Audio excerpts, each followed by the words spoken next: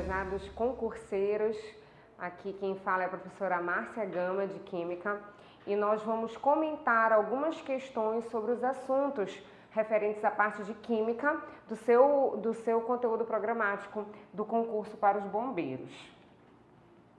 Aqui nós colocamos alguns dos assuntos que mais são pertinentes normalmente nesses tipos de concursos. Então, por um exemplo, nessa primeira questão, a banca FCC, ela costuma gostar de cobrar questões que envolvem reações químicas. Então, é importante para você, dentro da parte do conteúdo de cálculos químicos, você entender a questão do balanceamento das reações químicas.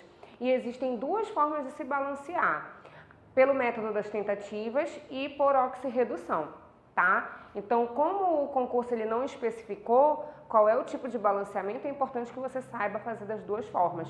E aqui, agora, nesse momento, a gente vai falar sobre esse balanceamento por oxirredução.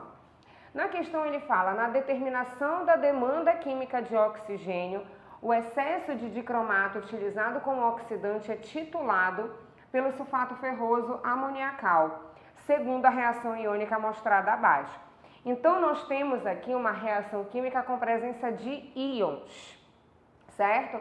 A soma dos coeficientes que tornam a reação corretamente balanceada é, primeiramente, o que são coeficientes, que ele pode também chamar de coeficientes estequiométricos. São todos os números que a gente coloca na frente da substância para fazer com que ela se torne balanceada. Então, ele quer que você realize o balanceamento, tudo bem?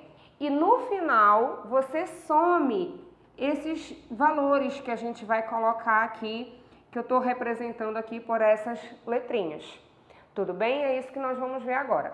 Como é uma reação com presença de íons, ela normalmente não é feita pelo método das tentativas.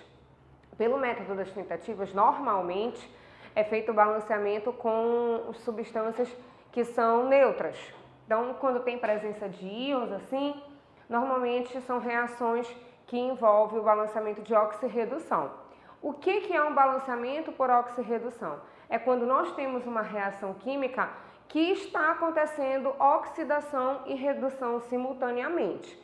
Tudo bem? Para isso, você precisa também saber o assunto de NOx. É a partir do assunto de NOx, número de oxidação, que você vai determinar aí o NOx das substâncias, de cada substância, e fazer o balanceamento. É isso que nós vamos ver agora, tudo bem? Então, olha só. Primeiro, o que é oxidação? É quando a substância dos reagentes para os produtos, o NOx da espécie química aumenta. E redução é quando o NOx da substância, da espécie química dos reagentes para os produtos, ela reduz. Isso que é um processo de oxidação. Oxidação é a doação de elétrons. Então, dos reagentes para os produtos, houve um aumento do NOx, houve uma doação de elétrons, então você tem aí uma reação de oxidação. Já na redução, é quando acontece uma redução do número do NOx, ou seja, essa espécie química dos reagentes até os produtos, ela está recebendo elétrons. Esse processo ele é simultâneo, uma substância química ela precisa oxidar para outra sofrer redução, tá bom? Para a gente fazer o balanceamento por oxirredução, a primeira regra é você determinar o NOx de cada uma dessas substâncias. E aí a gente segue algumas regrinhas que eu coloquei aqui para vocês. Regra 01. Para substâncias iônicas, que é o caso da nossa reação, a soma dos NOx deve ser igual à carga. Regra 2. O NOx dos íons são sua própria carga. Regra 03. Para substâncias simples, a soma do NOx deve ser igual a zero. Então, dá um print aí nessas três regrinhas que a gente vai colocá-las em prática aqui agora na resolução. Tudo bem? Essa é a nossa reação química, tá? Então, numa das três regras eu disse que quando você tem uma substância iônica, tá? Quando você tem uma espécie iônica, o NOx dela vai ser o valor da sua carga. Então, no caso aqui do ferro, o NOx do ferro é mais 2, tá? Então, como ele é um íon, né, e ele é um elemento químico, se tá a carga mais 2, esse é o NOx dele. Para a gente fazer o balanceamento, o primeiro passo é tirar o NOx individualmente de cada espécie. Aqui nesse caso, nós temos uma substância iônica. E a regra diz que para a gente determinar o NOx do elemento químico que varia, que nesse caso é do crômio, você tem que somar os NOxes e igualar ao valor da carga. Quem é a carga aqui? Esse menos 2. Esse menos 2, ele é a carga de toda a substância, não é a carga só do oxigênio. Então, aqui a gente tem essa substância aqui, tudo bem?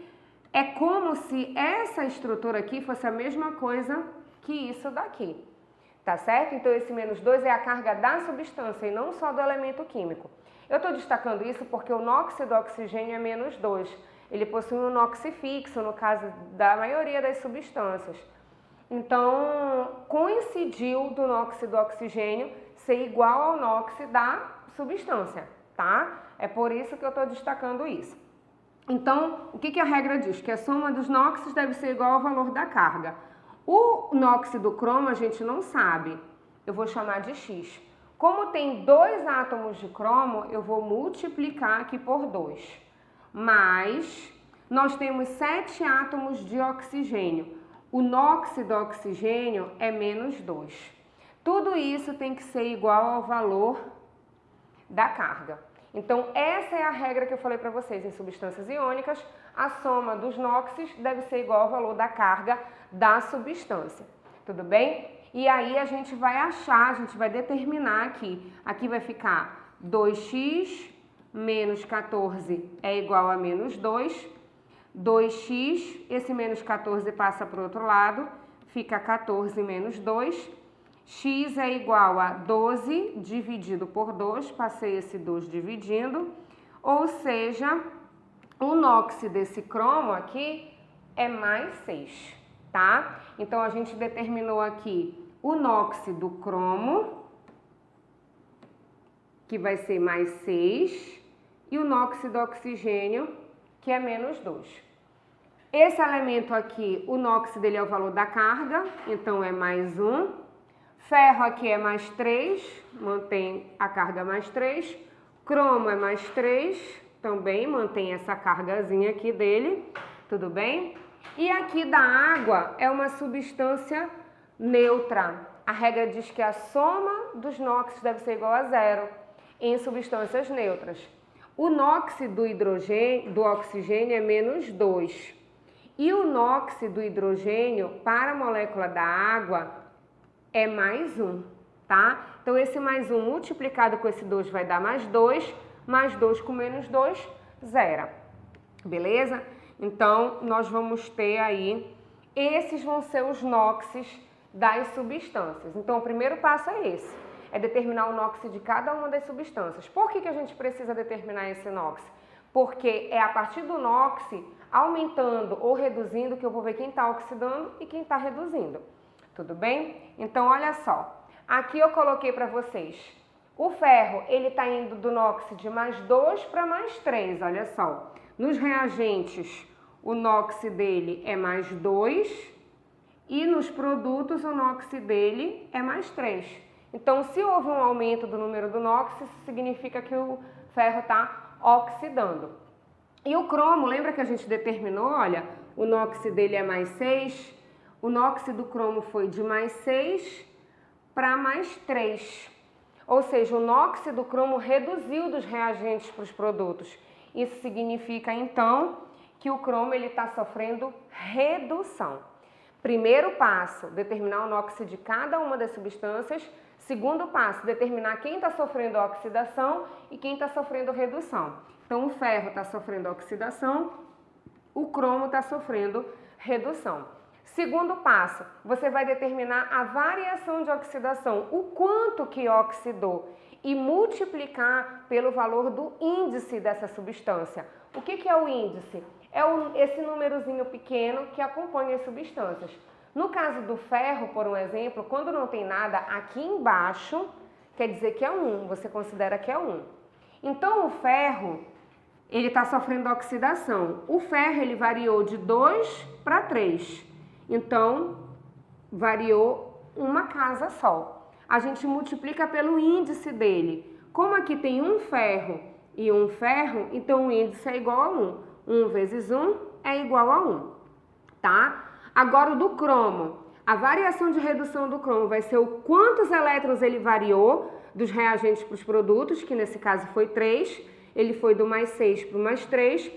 E nós vamos utilizar o índice do cromo. Olha só, bem aqui nós temos 2 átomos de cromo. Então é por isso que a gente multiplica aqui por 2. Tudo bem? E aí a variação de oxidação do ferro é 1, variação de redução do cromo é 6. Qual é o próximo passo? O próximo passo é a gente trocar esses valores. Esse 6, ele vai para frente da substância que está oxidando. Esse 1, ele vai para frente da substância que está reduzindo. Tudo bem? Então, eu vou pegar esse 6 e colocar na frente do ferro e eu vou colocar esse 1 na frente do cromo. Como o número 1 não influencia muito, né? Você nem precisa colocar, tudo bem? Olha só como é que vai ficar. Coloquei o 6 aqui na frente do ferro e no cromo é como se tivesse o número 1, tá certo? Esse vai ser o passo, o último passo. O penúltimo passo, na verdade. O último passo é acertar os coeficientes agora de forma que o número de átomos nos reagentes seja igual ao número de átomos nos produtos. Sim, gente, eu já sei, vocês já devem estar pensando, nossa, que trabalhoso, é muito passo a passo. De fato, é trabalhoso esse tipo de questão. O balanceamento pelo método das tentativas, ele é mais simples, ele costuma ser mais simples, tá certo? No caso de por oxirredução, é necessário você seguir esse passo a passo.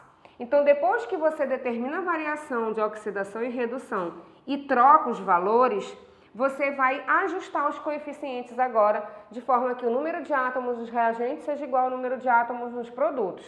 Então, se eu tenho 6 ferros aqui nos reagentes, eu tenho que ter 6 ferros aqui nos produtos. Então, a gente coloca o número 6 aqui também.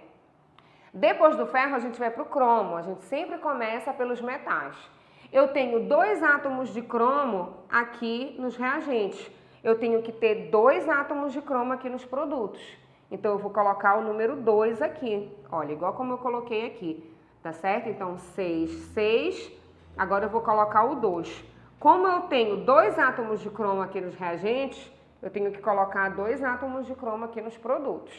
Tudo bem? Agora, eu vou para o hidrogênio, tá certo? Eu tenho aqui, depois que eu coloco esse 2, olha, eu vou acertar aqui o hidrogênio. Um hidrogênio aqui nos reagentes, 2 hidrogênios aqui nos produtos. Aí eu poderia colocar o 2 aqui na frente do hidrogênio, para balancear com esse 2 aqui da molécula da água. E o oxigênio? O oxigênio, nós temos 7 átomos de oxigênio nos reagentes e 1 aqui nos produtos. Olha só, nessa daqui fica melhor para a gente ver. Tá? Eu coloquei 6 aqui, 6 aqui. 2 cromos aqui, 2 cromos aqui. Aqui nós temos 2 hidrogênios, 2 hidrogênios. 1 oxigênio aqui nos produtos, 7 oxigênios aqui nos reagentes. Para balancear, eu preciso ter 7 oxigênios aqui nos produtos. Só que eu não posso colocar esse 7 bem aqui. Eu tenho que colocar o 7 na frente da substância. Fica o 7 bem aqui. Quando eu coloco esse 7 aqui, eu estou mexendo com hidrogênio e estou mexendo com oxigênio. Agora eu tenho 7 oxigênios aqui, 7 oxigênios aqui, balanceou. Mas e o hidrogênio? Agora eu tenho 2 vezes 7, 14 hidrogênios nos produtos. Eu tenho que ter 14 hidrogênio aqui nos reagentes. O que eu posso fazer? Eu posso apagar esse 2 e colocar o número 14. Pronto. A minha reação está balanceada. É essa aqui o balanceamento da reação, que foi a mesma coisa que eu fiz aqui em cima. A questão, ela pede a soma dos coeficientes estequiométricos. Você vai somar 6 mais 1 mais 14 mais 6, mais 2, mais 7. Esses são os coeficientes estequiométricos que você vai somar. Quando você somar, vai dar a resposta 36. É a resposta correta dessa questão. Vou voltar aqui rapidinho, só para a gente ver aqui, ó. Resposta correta 36, letra E, tudo bem? Então é uma questão um pouquinho trabalhosa sim, mas é importante que você saiba aí esse passo a passo para resolver esse tipo de questão. Vamos lá para a segunda questão. Gás natural. Gás natural, ele é conhecido também como GNV, ele é conhecido aí dentro da classe dos hidrocarbonetos da química orgânica. O seu conteúdo, ele pede que você tenha o conhecimento sobre substâncias químicas, e as substâncias químicas orgânicas, elas são extremamente importantes, assim como as inorgânicas. É importante que você tenha uma noção, principalmente das substâncias que estão muito dentro do nosso cotidiano. Então ele está falando aí o gás natural, letra A. É composto por hidrocarbonetos gasosos constituídos somente por metano e encontrado em reservatórios subterrâneos, tá? Não é exatamente aí essa alternativa, tá? O gás natural, ele é composto principalmente por metano, mas não necessariamente só de metano, tá? Não é composto por hidrocarbonetos gasosos, tá errado. Aqui o que tá errado é esse somente. Na letra B, não é um composto por hidrocarbonetos. Sim, ele é composto por hidrocarbonetos. Letra C, é composto por hidrocarbonetos gasosos, constituído principalmente por metano e não encontrado em reservatórios subterrâneos. Olha só, nesse caso aqui, o que ele está dizendo, o que está errado aqui, olha, na letra C, é o não encontrado em reservatórios subterrâneos. Se não fosse esse não, poderia estar correta essa alternativa. Olha lá a letra D. É composto por hidrocarbonetos gasosos, constituído principalmente por metano. O metano é o CH4, um hidrocarboneto, e encontrado em reservatórios subterrâneos. Então, o gás natural, ele é constituído de uma mistura de hidrocarbonetos, mas o principal deles é o gás metano. Tudo bem? Então, a resposta correta aí é a letra D. Na letra E ele fala, não é composto por hidrocarbonetos. Esse não aqui está errado. Vamos aí para a próxima. Considerando a combustão completa de 1 mol de carbono e de 1 mol de metano, produzindo os gases CO2 e H2O, o volume total dos gases lançados na atmosfera, medido nas CATP, condições ambientes de temperatura e pressão, é de aproximadamente, dado volume molar de gás na CATP, 25 litros por mol. Gente, isso aqui é uma questão que envolve cálculos químicos. A probabilidade de vir cálculos químicos nessa prova é muito grande. Isso porque todas as bancas, sem exceção, gostam de cobrar esse tipo de assunto, tá? Então, nesse caso, ele está falando de uma reação de combustão completa. A FCC não deu a reação, ela deu as características da reação. Você tem que montar a reação, realizar o balanceamento dessa reação para poder fazer o cálculo químico.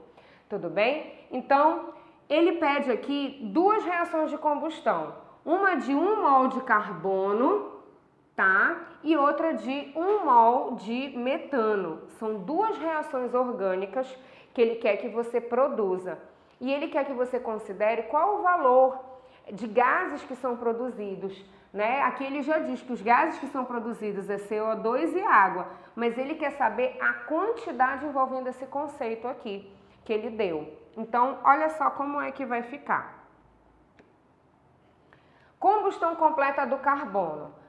Carbono reage com oxigênio formando CO2 e água. O que é uma combustão completa? Uma reação de combustão completa é quando ele te dá uma substância principal, que nesse caso é o carbono, ela vai reagir com o oxigênio formando CO2 e água.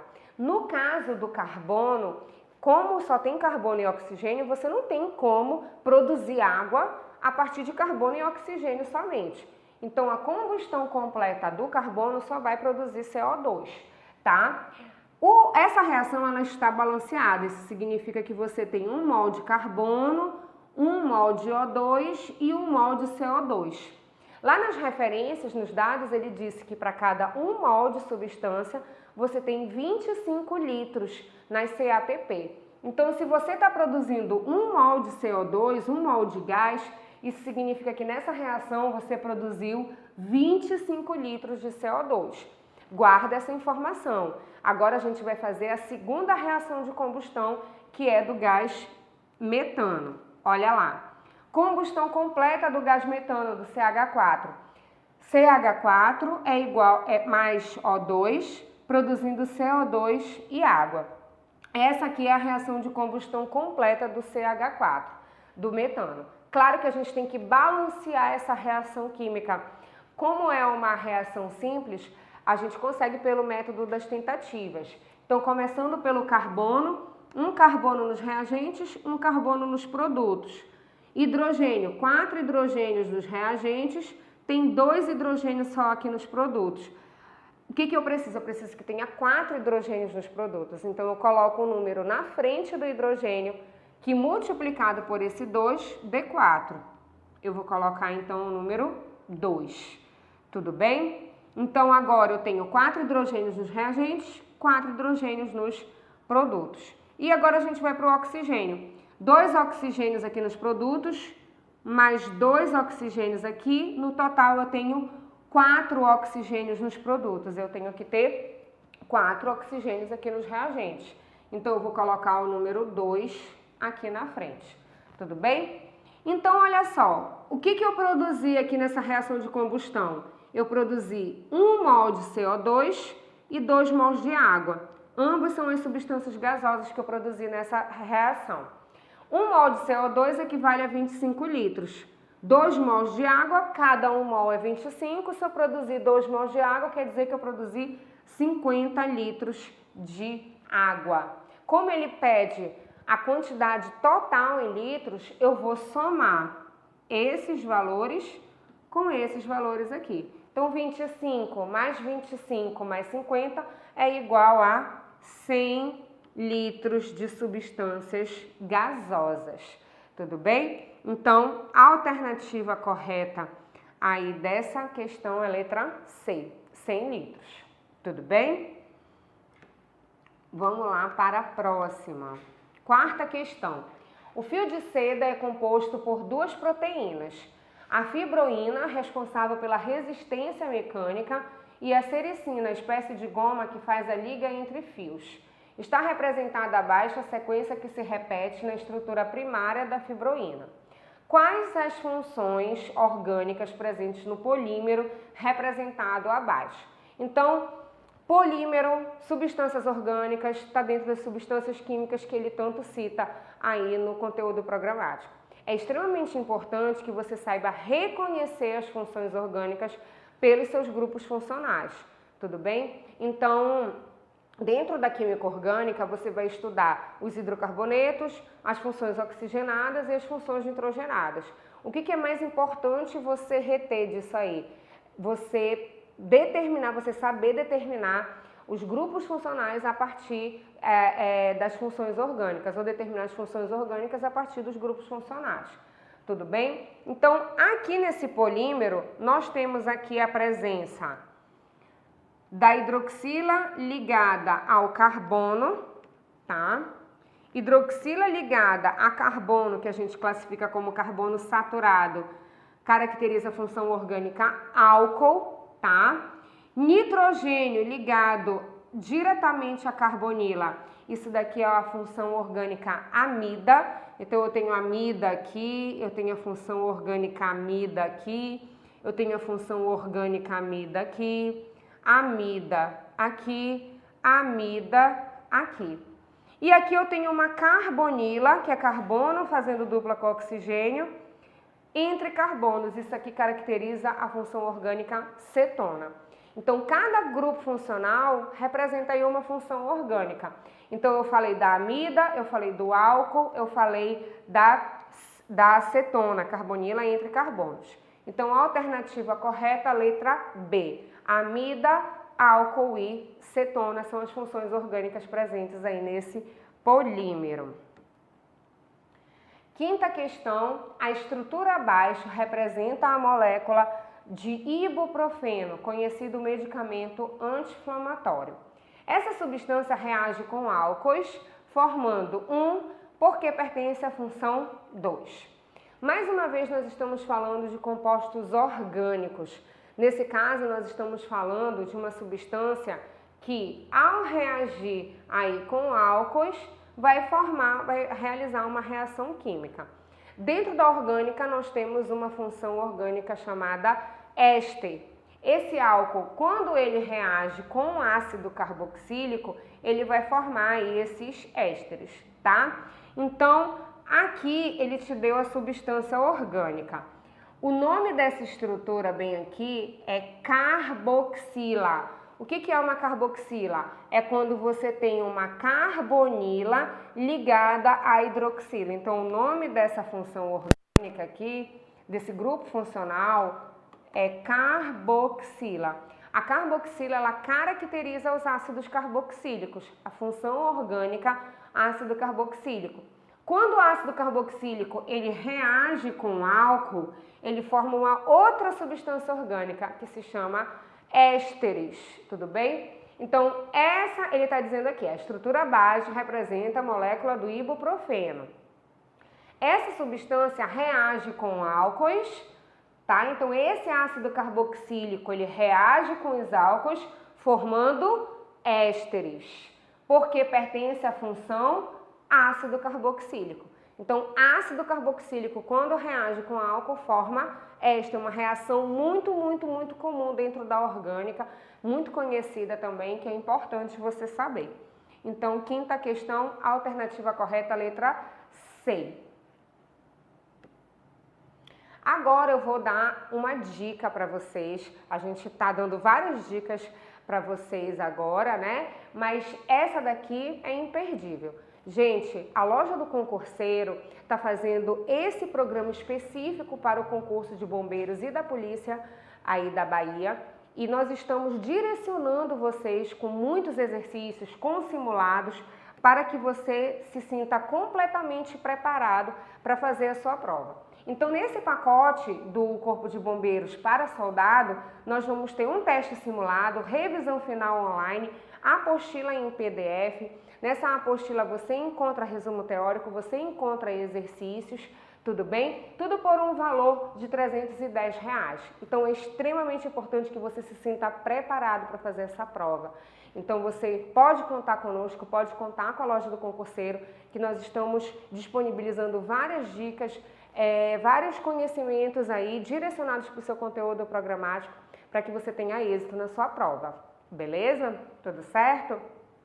Mais informações vocês podem também acessar o nosso site www.lojadoconcurseiro.com.br. Se você tiver alguma dúvida sobre essa parte do conteúdo programático, sobre material, sobre simulado, você pode acessar o site para tirar mais dúvidas. Tudo bem? Vamos lá para a próxima questão. No Cerrado, todo inverno é a mesma coisa. Os raios de sol refletem nos cristais de quartzo, encontram as gramíneas mortas e o fogo toma conta. Ele deu uns dados para vocês, a eletronegatividade do oxigênio 3,5, silício 1,8. A composição do quartzo é SiO2. Assim, essa substância é formada por ligações. Gente, nós estamos falando agora de uma substância classificada como substância inorgânica. Então, dentro do teu conteúdo, ele fala sobre o estudo das substâncias químicas. Você precisa saber as orgânicas, como eu falei para vocês, e vocês precisam saber as inorgânicas também. Ácido, base, sais e óxidos, como é o caso desse exemplo aí do quartzo. Além disso, é importante que você saiba que para você ter uma substância química, você precisa ligar esses elementos químicos. Para cada tipo de ligação entre os elementos, você tem uma classificação de ligação diferente. Então, nesse caso, você tem aqui a metal com a metal, silício com oxigênio, tudo bem? Então, se você tem elementos diferentes se ligando, eles têm eletronegatividades diferentes. Se eles têm eletronegatividades diferentes, eles vão formar polos. Então a gente diz que essas substâncias elas são polares.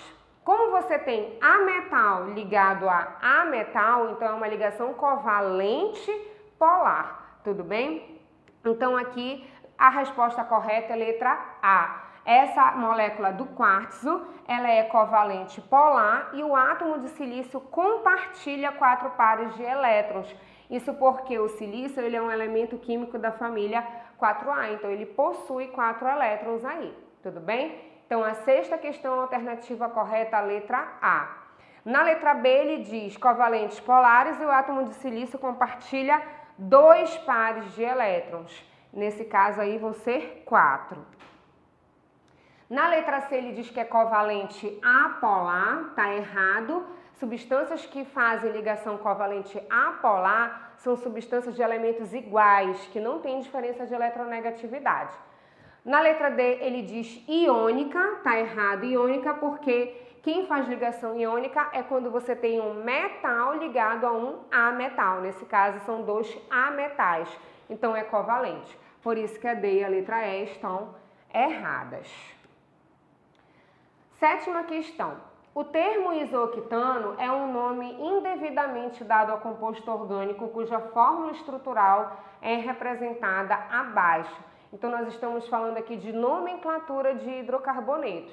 Na nomenclatura dos hidrocarbonetos, a primeira coisa que nós vamos fazer é achar a cadeia principal. A cadeia principal de um hidrocarboneto precisa ter o maior número de sequência de carbonos, tá bom? E incluir a dupla ligação. Como nesse caso não tem dupla ligação, é só a maior sequência de número de carbonos. Quem ficou de fora, eles se chamam radicais. Então, quando você tem um radical de um carbono só, ele se chama metil. Aqui eu tenho metil, aqui eu tenho metil e aqui eu tenho metil também.